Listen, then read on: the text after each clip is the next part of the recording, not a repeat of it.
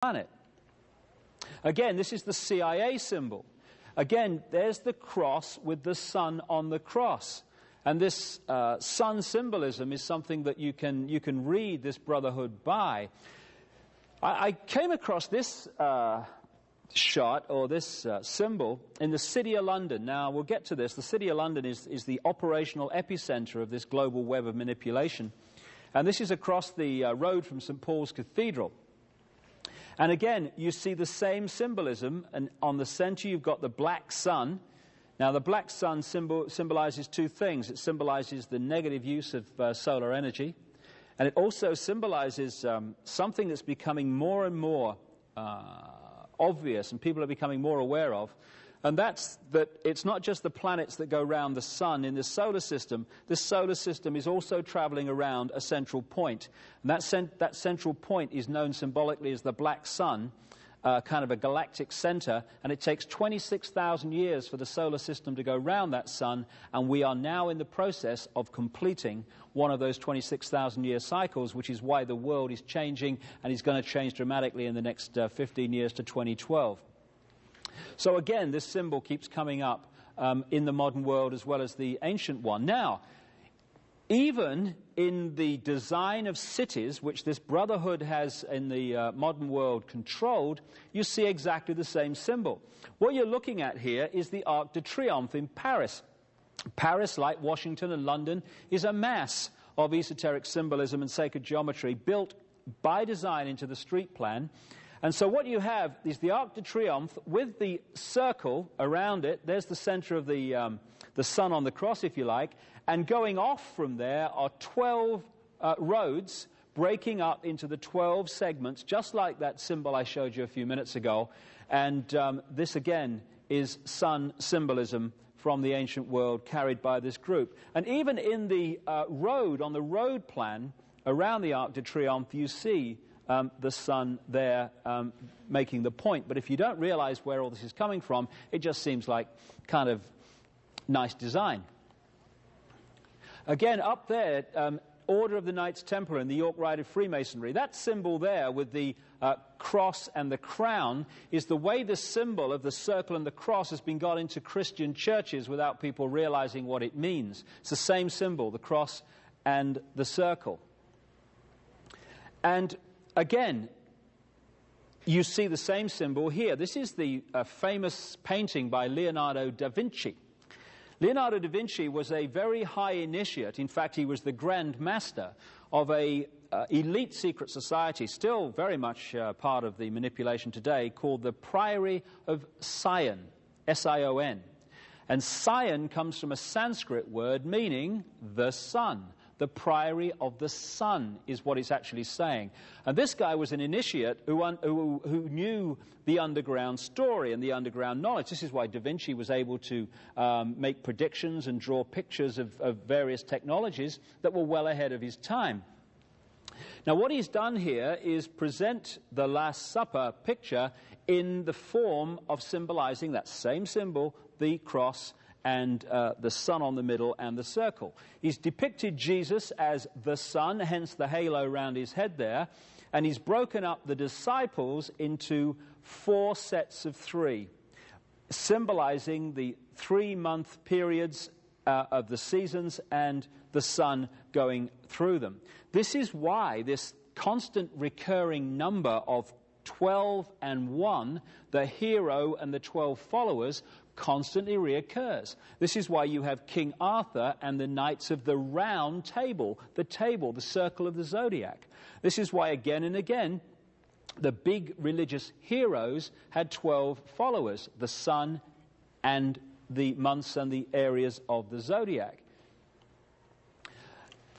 This is an ancient stone depiction of the Phoenician and many other cultures within the Middle Near East, but certainly the Phoenician sun god called Bel or Bil, who became the Canaanite Baal.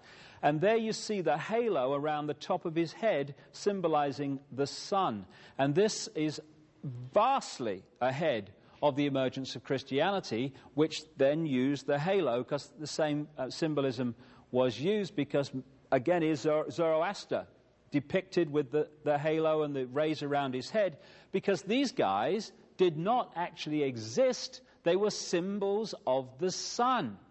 That level of knowledge knows that. This level of knowledge, the masses, takes the symbolic literal, and you have a prison religion. So let's pick up how this all unfolded from here. Just to quickly summarize. In that area of what we now call Iran, Turkey, and the Caucasus Mountains, you had two advanced races at the same time. You had the Martian race, which came down and survived there and came out of there after the cataclysm involving Venus, 7,000 years ago or so.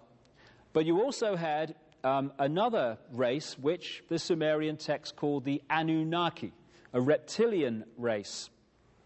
And they interbred in this program, or programs that are described in the Sumerian texts. And interestingly, they describe how this Anunnaki did this interbreeding by using what we would call test tube methods. Now, of course, when these tablets were found in 1850, the idea of creating life in test tubes, utterly ludicrous, no longer.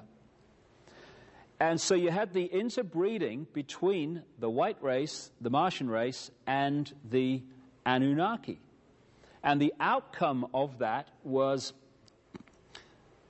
what appeared to be a human form, is what we'll call it today.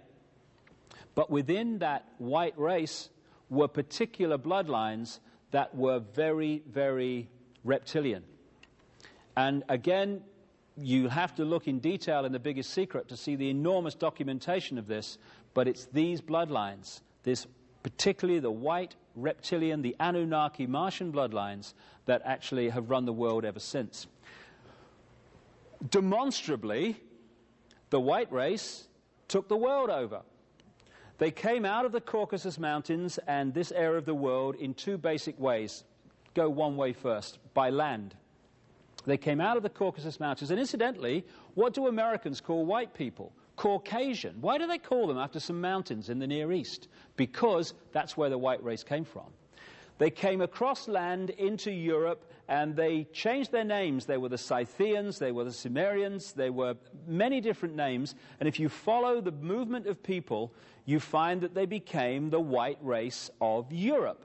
They became the Anglo-Saxon race, because the Angles and the Saxons were simply different names for the same race.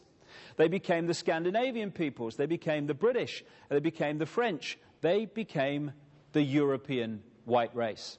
And within this white race were these Anunnaki bloodlines, these reptilian bloodlines. And these were the ones, when you do the research and the genealogy, that ended up again and again and again in the positions of power. Political, royal, economic, all of it.